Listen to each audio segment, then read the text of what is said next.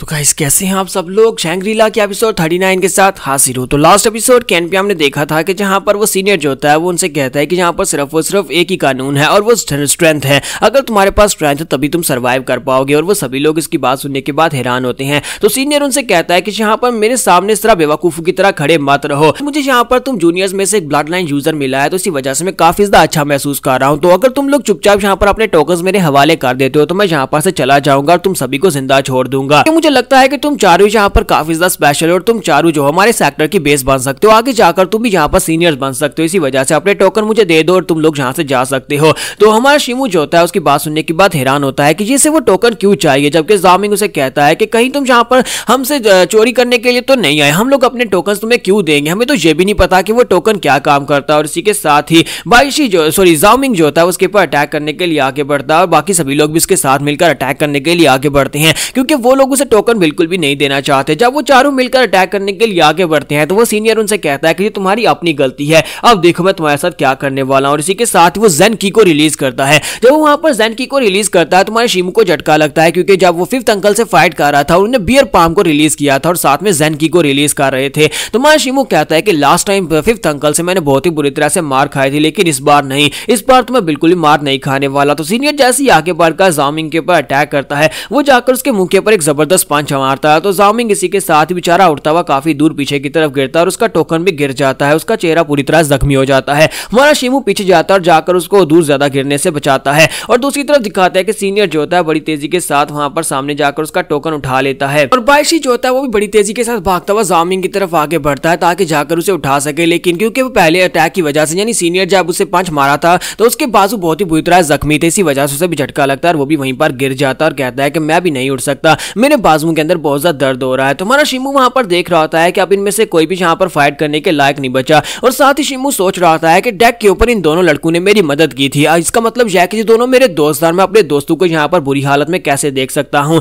तो हमारा शिमू कहता है कि मैं यहाँ पर क्या चाहता था, मैं जानवो अकेडमी में जाना चाहता था ताकि मैं अपने आप को स्ट्रॉन्ग बना सकूं। अगर मैं जानवो अकेडमी में नहीं जा सका तो फिर भी यहाँ पर मुझे बनना तो स्ट्रॉन्ग ही है और स्ट्रॉन्ग बनने के लिए यहाँ पर कोई कानून नहीं होते। जैसा कि मैं यहाँ पर डार्क डीमन सेक्टर में हूँ तो यहाँ पर भी मैं स्ट्रॉन्ग बन सकता हूँ, लेकिन यहाँ पर हमारे साथ पहले दिन क्या हो रहा है कि यहाँ पर हमें पर्च किया जा रहा है, हमें बुरी तरह से पीटा जा रहा है और मैं ऐसा तो बिल्कुल भी नहीं चाहता। मैं नहीं चाहता कि मैं एक कमजोर इंसान बन के वहां पर इस सेक्टर के अंदर अपनी जान दे दूं। मैं किसी कमजोर इंसान की तरह किसी का गुलाम बनकर अपनी जान नहीं देना चाहता। और हमारा शिमू उठकर खड़ा हो जाता है और उसे कहता है कि मैं यहाँ पर किसी को भी अपने आप को इस तरह से ट्रीट करने का अधिकार नहीं दूंगा, अब यहाँ पर ये बस बहुत हो गया। और हमारा शिमू उठकर खड़ा हो जाता है, बड़ी तेजी के साथ पंच मारने के लिए आगे बढ़ता है। तो वो जब जाकर आगे सीनियर को पंच मारता है तो सीनियर पीछे की तरफ फटता है, उसके पंच को ब्लॉक करता है, लेकिन साथ ही शिमू फिर से आगे बढ़ता है और उसके मुंह पर पंच मारता है। तो हमारा शिमू जो होता है माउंटेन ब्रेकिंग फिस्ट को यूज करते हुए उसे बहुत सारे पंचेस मार रहा होता है। इतने सारे पंचेस मारकर साथ ही वो अपनी पास की मेमोरीज को याद कर रहा होता है, उन सभी लोगों को याद कर रहा होता है जो कि उसके रास्ते की रुकावट थे, वो सभी लोग जिन लोगों ने उसे दबाने की कोशिश की थी, उन सभी को याद करते करते वो उस लड़के के बैरियर को तोड़ देता है और उसकी चेस्ट में एक जबरदस्त पंच पड़ता है, जिसकी वजह से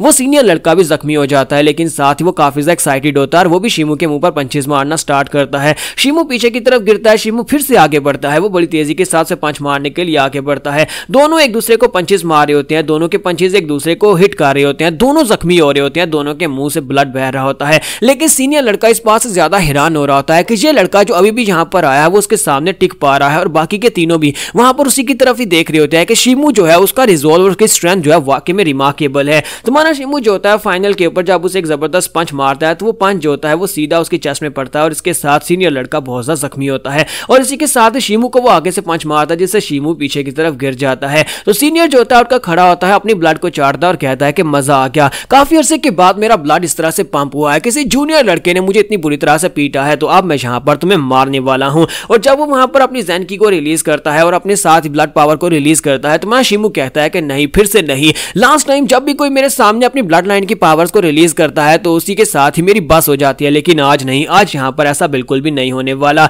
तो आज मेरा पंच जो है वो तुम्हारी जेन की लेयर को तोड़ डालेगा। और इसी के साथ ही हमारा शिमू माउंटेन ब्रेकिंग फिस्ट को यूज करने वाला, उसकी फाइनल फॉर्म को दोनों एक दूसरे की तरफ आगे लपकते हैं, दोनों पंच मारने वाले हैं और दोनों के पंचेस एक दूसरे के साथ टकराते हैं। तो वहां पर एक जबरदस्त धमाका होता है। जैसे वहां पर धमाका होता है तो हालांकि सीनियर का पंच जो है वो ज्यादा पावरफुल है, लेकिन इसी के साथ ही दिखाते हैं कि हमारा शिमू वहां पर एक जबरदस्त चीख मारता है और इसी के साथ ही सीनियर बेचारे का बाजू टूट जाता है और सीनियर उठता हुआ पीछे की तरफ जाकर गिरता है। वो अपना बाजू पकड़कर खड़ा होता है, फिर साथ ही कहता है कि ऐसा कैसे हो सकता है, ये इम्पॉसिबल है, ये पहुंचना इम्पॉसिबल है। हमने यहाँ पर जिस टेक्निक को यूज किया है वो स्टोन ब्रेकिंग पंच है, और स्टोन ब्रेकिंग पंच जो है वो की किंगडम की एक बहुत ही लो ग्रेड की मार्शल आर्ट्स की टेक्निक है मेरी मार्शल आर्ट्स की टेक्निक के मुकाबले में, और मैं यहाँ पर ज़ेन की को भी यूज कर रहा हूँ, जबकि तुम ज़ेन की को भी यूज नहीं कर सकते लड़के। मुझे लगता है कि तुम सिर्फ और सिर्फ अपनी शेयर स्ट्रेंथ के साथ ही सब कुछ कर पाए हो। तुम्हारा शिमू जो होता है वहां पर जब उसके सामने लंबे लंबे सांस ले रहा होता है, तो उसी के साथ ही सीनियर लड़का जो होता है कहता है, लगता है कि तुम्हारे पास भी ब्लड लाइन की पावर है। हमने उस ब्लड लाइन की पावर के बारे में काफी कुछ सुना है, जिसे बेकार स्टोन मंकी की ब्लड लाइन कहा जाता है, जिससे इंसान को स्टैमिना और स्ट्रेंथ मिलती है। साथ ही वो हमारे शिमू का मजाक उड़ाना शुरू कर देता है और कहता है, देखो तो जरा हमारे सेक्टर में बेकार लोगों की भी एंट्री होना शुरू हो गई। एक बेकार ब्लड लाइन वाले लड़के को भी स्मगल करके हमारे सेक्टर में लाया गया है। मुझे लगता है कि अगर एल्डर्स को पता चल गया कि तुम्हारे पास बेकार ब्लड लाइन की पावर है तो तुम्हें उठाकर बाहर फेंक देंगे। फिर साथ ही वो पीछे मुड़ जाता और कहता है कि लड़के मैं तुम्हारा नाम याद रखूंगा और अगली बार यहाँ पर तुमसे एक प्रॉपर फाइट करूंगा। और इसी के साथ ही वो सीनियर लड़का वहां पर से चला जाता है। उसके चले जाने के बाद हमारा शिमू वहीं पर गिर जाता है, लंबे लंबे सांस ले रहा था क्योंकि वो बहुत ही बुरी हालत में होता है। तो उसके बाद ये लोग अपने क्वार्टर्स के अंदर चले जाते हैं। क्वार्टर्स में रात गुजारने के बाद सुबह हमारा शिमू उठता है और कहता है, अब यहाँ पर सिर्फ और सिर्फ एक ही रूल है जिसे हमें फॉलो करना है और हमें स्ट्रॉन्ग बनना है। अगर हम लोग स्ट्रॉन्ग है तो कोई हमें बुली नहीं कर पाएगा। और साथ से वहां पर उसके पास जो पिल्स वगैरह होती है, टोकन्स वगैरह होते हैं, वो सारे अपने पास रखता है, अपने कपड़े पहनता है, वो अपनी नई यूनिफॉर्म पहनता है, वहां पर से बाहर निकलता और कहता है कि यहाँ पर इस जगह के ऊपर रहने के बाद हम लोग या तो बहुत ज्यादा स्ट्रॉन्गर बनकर बाहर निकलेंगे या फिर हम लोग यहीं पर मर जाएंगे। तो हमें यहाँ पर यह फैसला करना होगा। डार्क डीमन सेक्टर, आज से हम लोग यहाँ पर डार्क डीमन सेक्टर के ही डिसाइपल हैं। तो जब वो अपने क्वार्टर से बाहर निकलता है, बाहर निकलकर देखता है कि वहां पर जो डिसाइपल्स होते हैं बहुत ही बुरी हालत में बैठे होते हैं, जैसे सुबह सुबह कहीं से मार खाकर आए हों। तो ये देखने के बाद वो काफी हैरान होता है। तो वहीं पर बायशी होता है। तो बायशी से वो पूछता है कि यहाँ पर हुआ क्या है। तो वो कहता है कि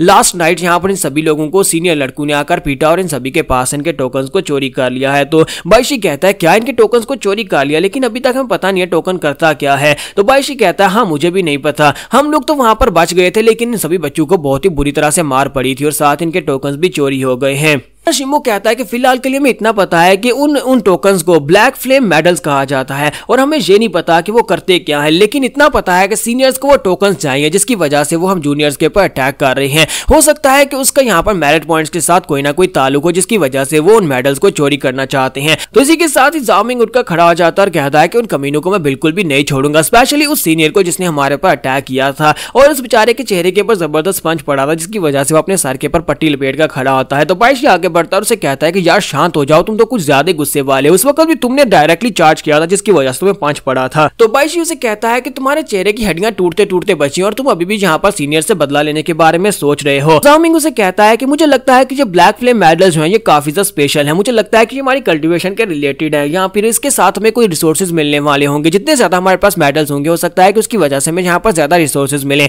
इसी वजह से सीनियर जो है हमारे पर अटैक करके हमारे पास से रिसोर्सेज छीनना चाहते हैं। तो वो लोग वहां पर इसी जगह पर पहुंचते हैं कि जहां पर जितने भी जूनियर्स आए होंगे सभी के ऊपर रास्ते में अटैक हुआ होगा ताकि उनके पास उनके मेडल्स को छीना जा सके। अगर हम लोग यहाँ पर अपने इस मेडल्स को बचाना चाहते हैं तो फिर हमें यहाँ पर कोई अपने आप को स्ट्रॉन्ग बनाना होगा ताकि हम लोग सीनियर से इन मेडल्स को बचा सकें। यहाँ पर हमारी एपिसोड 39 का एंड हो जाता है। तो एपिसोड की एक्सप्लेनेशन अच्छी लगी हो तो कमेंट करके जरूर बताइएगा, वीडियो को लाइक करना मत भूलिएगा। Thank you.